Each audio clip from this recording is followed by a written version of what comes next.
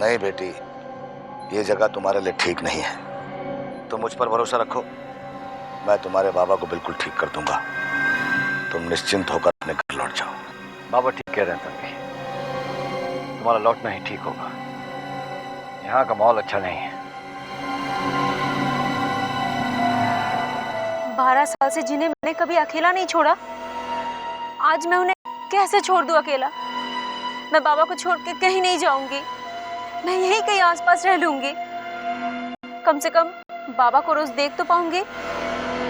यहीं कहीं आसपास डाक बंगला तो होगा। नहीं बेटे, ऐसी गलती कभी मत करना। आप जानती नहीं, ऐसा करना आपके लिए बेहद खतरनाक साबित हो सकता है। फिर मैं क्या करूं?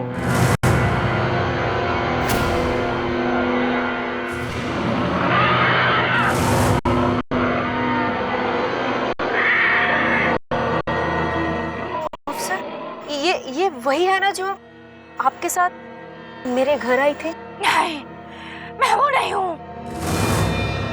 ये लोग जबरदस्ती मुझे डाक बंगले के पीछे वाले शमशान से ले आए।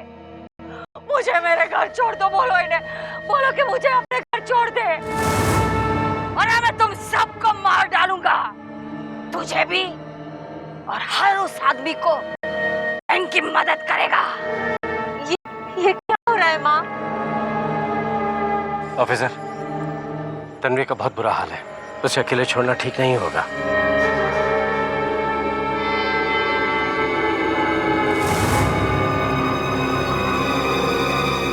तन्वी को हमें वापस धौलपुर छोड़ना ही पड़ेगा। इस इलाके में रहेगी तो उसकी मौत निश्चित है। रूबी की धमकी खोखली नहीं थी। तन्वी का अकेले धौलपुर लौटना भी सही नहीं होगा। क्यों ना मिस्टर मल्होत्रा तन्वी को धौलपुर छोड़ते हुए दीव निकल जाए। नहीं ऑफिसर, जिस काम के लिए मैं दीव से निकला हूँ उसे पूरा किए बगैर मैं वापस दीव नहीं जाऊंगा। भले उस मंजिल को पाने के लिए मुझे आपका साथ मिले या मैं अकेला जाऊं। नहीं, अब इस बात पर कोई और बहस नहीं होगी। ये बात तय है कि हम तुम्हारे साथ गुफा जा रहे हैं। लेकिन तब भी हम तन्वी को अपने साथ नहीं लेकर जा सकते। कदम कदम पर हमारे सामने मौत है। रणवीर, इस लड़की का यहाँ है कौन? अगर अकेली रही तो दम तोड़ देगी। राजीव, कितनी मुसीबतों का सामना करते करते हम यहाँ तक पहुंचे हैं। क्या तन्वी इन मुसीबतों का सामना कर पाएगी? मुझे नहीं लगता। तो क्या करें, तन्वी को अकेला छोड़ दें? आखिर वो मेरे दोस्त की बेटी है। और एक बात और ऑफिसर, अगर तन्वी को कुछ हो गया तो सबसे ज्यादा पछतावा तुम्हें होगा। तुम चाहकर भी एक जान को नहीं बचा पाओगे। हाँ ऑफिसर, राजीव बिल्कुल ठीक कह रहे हैं। जरा सोचिए ऑफिसर, तन्वी का डॉक्टर शर्मा के अलावा कौन है? जब उसे यहाँ छोड़ना जरूरी हो गया तो क्या तन्वी हमारे साथ नहीं रह सकती? हम उसकी हिफाजत करेंगे। जरा सोचिए, धौलपुर में यही वो लड़की थी जिसने आपकी मदद की थी। मुझे याद है मिस्टर मल्होत्रा, मुझे मालूम है कि तन्वी को यहाँ अकेला छोड़ना खतरनाक है, लेकिन आप लोग ये क्यों नहीं समझते कि हमारे साथ भी उसे उतना ही खतरा है। हाँ, मैं जानता हूँ कि तन्वी पर खतरा है, लेकिन अगर वो हमारे साथ रहेगी तो उस पर आने वाली हर मुसीबत का हम लोग मिलकर सामना कर सकते हैं। हाँ रणवीर, बाकी फैसला तुम्हारे हाथ में है कि हम तन्वी को मौत के मुंह में छोड़कर चले जाएं या उसे मौत के मुंह से छीनने की कोशिश करें। तन्वी को हम यहाँ छोड़ नहीं सकते। उसे धौलपुर ले जाने के लिए कोई नहीं है। तन्वी को हमारे साथ ही रहना पड़ेगा। बाबा,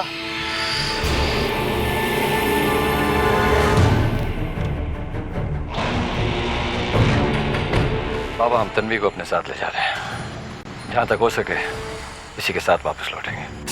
जाओ, मैं तुम्हारे लिए दुआ करूंगा कि तुम्हारा सफर कामयाब हो।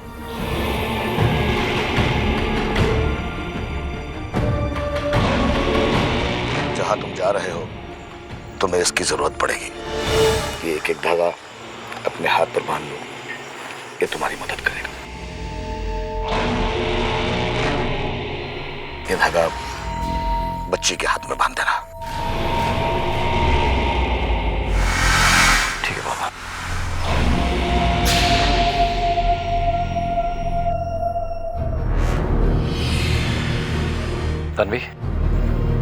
तन्वी, रोने से कोई फायदा नहीं। 10-12 दिन में तुम्हारे बाबा ठीक हो जाएंगे, फिर हम उन्हें ले आ जाएंगे। तब तक के लिए तुम हमारे साथ चलो। हाँ बेटे, तुम्हारे बाबा जल्दी ठीक हो जाएंगे और फिर हम सब तुम्हारे साथ हैं। आओ चलो आओ।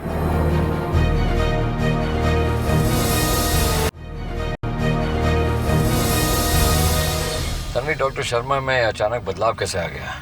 अचानक तो नहीं हुआ। बाबा को तो हमेशा मौत दिखाई देती थी। जिस दिन आप लोग धौलपुर से वापस चले गए, उस दिन से मुझे लगने लगा जैसे मौत हमारे घर में आके बस गई हो। और मुझे ये एहसास हुआ कि इस घर में मेरे और मेरे बाबा के अलावा तीसरा कोई भी है। घर में अजीब अजीब सी चीजें होने लगी। घर का सामान एक कोने से दूसरे कोने में सरकने लगा। कभी कभी औरत की रोने की आवाज आती। और बाबा ये हमेशा कहते थे कि मार डालेगा, वो मुझे मार डालेगा।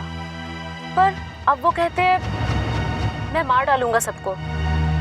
पर जब बीच में कभी अच्छे होते हैं तो कहते हैं बेटी भाग जा यहाँ से। हमेशा वो मुझे सब कुछ छोड़ के भाग जाने के लिए कहते। पर बाबा की इस हालत में मैं उन्हें छोड़ के कैसे भाग सकती थी? ठीक किया तुमने। ऐसी हालत में तुमने अपने पिता का साथ दिया। तुम्हारी ये बात वाकई काबिल तारीफ है। जब से होश संभाला है तब से मैं भय में जी रही हूँ। फर्क सिर्फ इतना सा रह गया कि डर बढ़ चुका है। अचानक एक दिन मुझे लगा कि इस घर में अनजाना अनचाहा जो रहने लगा था उसने अपना घर बदल लिया और वो बाबा के शरीर के अंदर चले गए। ये तुम्हें कैसे पता चला? बाबा बदल चुके हैं। बाबा को तो पहले मौत दिखाई देती थी, पर अब वो खुद मौत बन चुके हैं। बाबा के चेहरे पर वो क्रूर मुस्कान और दिल दहला देने वाला गुस्सा और बार बार मार डालने की धमकी। आते जाते लोग और पड़ोसियों के साथ हिंसक व्यवहार। यानी शैतानी ताकत के वश में हो गए थे तुम्हारे बाबा? पर क्यों? डॉक्टर शर्मा तो शैतानी ताकत के खिलाफ नहीं है और फिर धौलपुर में ऐसा कोई भी नहीं है जिससे शैतानी ताकत टकराना चाहती हो। फिर डॉक्टर शर्मा के साथ ऐसा क्यों हुआ? जब से राहुल 12 साल का हुआ है, खुल के सामने आ रहा है, अपने हर दुश्मन को सजा दे रहा है। और डॉक्टर शर्मा तो उसके पहले दुश्मन है, क्योंकि उन्होंने राहुल को अपनी माँ से अलग करके आपकी गोद में दिया था। लेकिन सोचने वाली बात यह है मिस्टर मल्होत्रा कि ये शैतानी ताकत डॉक्टर शर्मा को अपने वश में करके क्या करना चाहती है, उसका मकसद क्या है? मकसद जो भी हो अब अधूरा रह जाएगा, क्योंकि मुझे पूरा विश्वास है कि बाबा डॉक्टर शर्मा को उस शैतानी ताकत के चुंगल से छुड़वा लेंगे। ऑफिसर, वो पत्रकार जो आपके साथ धौलपुर आई थी, उनका यह हाल कैसे हुआ? तन्वी, वो एक अलग ही कहानी है। तुम ना ही सुनो तो बेहतर होगा। हो सकता है तन्वी, जब तुम अपने बाबा को लेने वापस लौटो तो रूबी भी ठीक हो गई हो। मुझे पूरा विश्वास है कि जो भी बाबा की शरण में जाता है वो ठीक हो जाता है।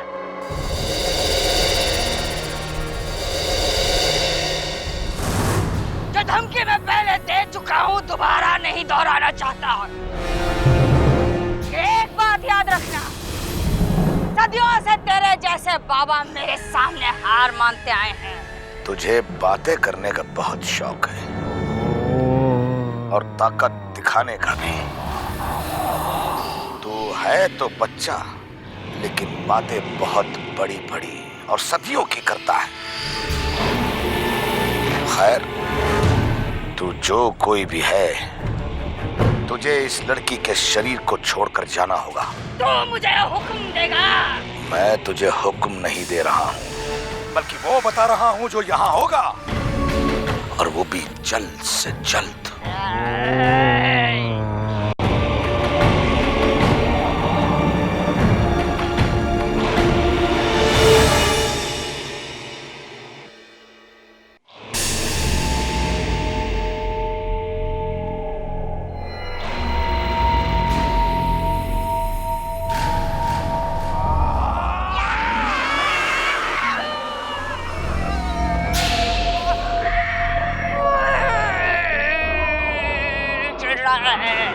बदन जल रहे हैं मेरा, मत फेंक बबूत, मत फेंक।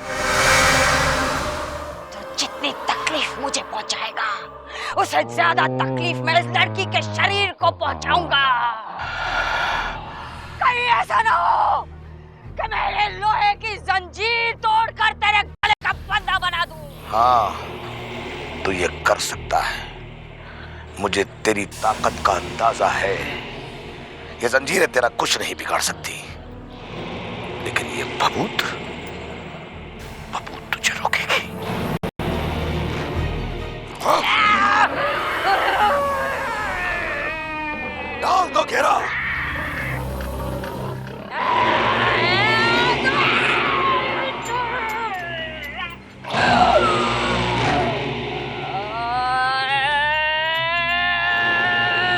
अब मैंने तुझे बांध दिया है। मेरी ताकत को नहीं, वो मैं देख लूंगा। पहले ये बता कि तू है कौन? नहीं बताऊंगा, नहीं बताऊंगा, नहीं बताऊंगा। तो इस लड़की के शरीर में घुसा कैसे? जा इसके शरीर को छोड़कर। नहीं छोड़ूंगा, नहीं छोड़ूंगा, नहीं छोड़ूंगा। तू ऐसे नहीं मानेगा तो फिर जल नरक की आग में।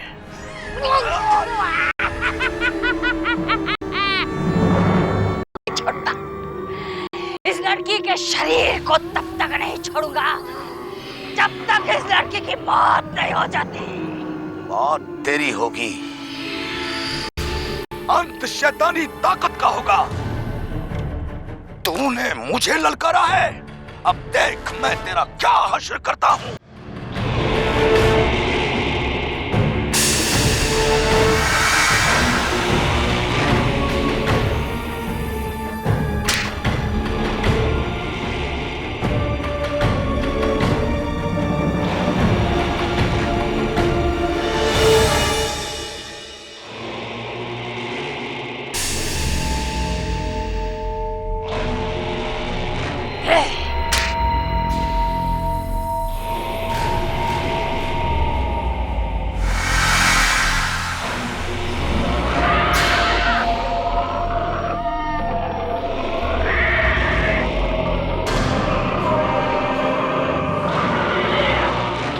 ऐसे नहीं मानेगा। अब देख मैं तेरा क्या हाल करता हूं। ऐसा हाल करूंगा कि आज के बाद शैतानी दुनिया से कोई भी ताकत किसी मासूम के शरीर में घुसने की कोशिश नहीं करेगी।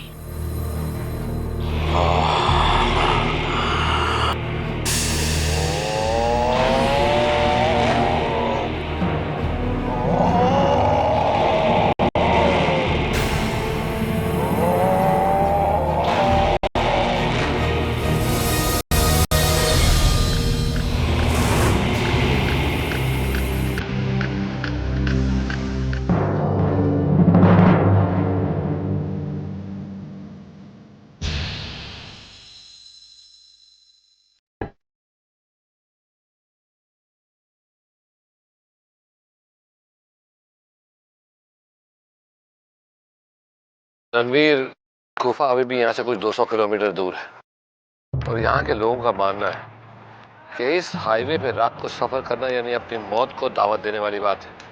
रात को यहाँ कोई भी सफर नहीं करता और मेरा भी यही सोचना है कि अभी हम कहीं आराम करके सुबह निकले तो बेहतर होगा। अगर मैं अकेला होता तो रात को सफर करने की हिम्मत कर लेता, लेकिन तुम लोगों के साथ मैं जोखिम नहीं उठाना चाहता। अच्छा यही होगा कि हम तन्वी को किसी मुसीबत में न डालें। अगर यहाँ आसपास कोई गेस्ट हाउस या होटल है तो हम रात वहीं गुजार लेते हैं। मैं किसी से पूछ के आता। रहने दो राजीव, वेटर से पूछ लो। ओ वेटर, सुनो, यहाँ पे कोई गेस्ट हाउस या होटल है क्या? जी नहीं साहब, यहाँ ऐसा कुछ नहीं है। कमाल है, पास में इतनी आबादी वाला गांव है और रहने का कोई इंतजाम नहीं? जी नहीं साहब, ठहरने का कोई इंतजाम नहीं है, ना यहाँ ना आगे। क्यों साहब? रात को इस इलाके में कोई नहीं ठहरता। पता नहीं क्यों लोग इस इलाके में डर महसूस करते हैं। दरअसल कई साल पहले यहाँ एक लॉज खुला था जहाँ पे लगातार एक के बाद एक 3 हत्याएं हो गई, जिससे यहाँ के लोगों में डर बैठ गया और उन्होंने ऐसी ऐसी कहानियाँ बनाई कि उसके बाद किसी ने यहाँ पे होटल या लॉज बनाने की हिम्मत नहीं की। पर कभी हमारे जैसे इस रास्ते पे रात को कोई फंस जाए तो कोई तो जगह होगी विश्राम करने के लिए। जी साहब, एक जगह है जहाँ आपके ठहरने का इंतजाम हो सकता है, पर मैं उसकी गारंटी नहीं ले सकता। कहाँ है ये जगह? साहब यहाँ एक पुरानी हवेली है जहाँ कोई नहीं रहता। हाँ, उसका मालिक भी कहीं विलायत में है। वहाँ एक चौकीदार है जिसे आप 200-500 दे दें तो शायद वो आपको वहाँ पे ठहरने का बंदोबस्त कर सकता है। कहाँ है ये हवेली? यहाँ से पीछे मुड़कर 1 किलोमीटर से आप बाएं मुड़ जाइएगा, अंदर जाके 4-5 किलोमीटर पर वो हवेली आपको मिल जाएगी। यही कुछ 10-15 मिनट का समय लगेगा आपको वहाँ पहुँचने में। Thank you. ये पैसे रखो। Thank you sir. चलो।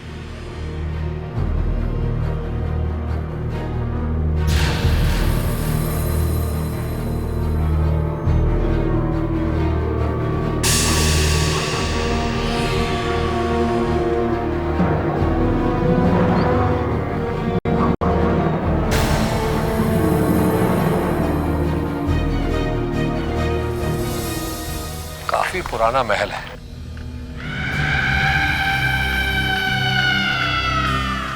लगता है यहाँ कोई भी नहीं रहता।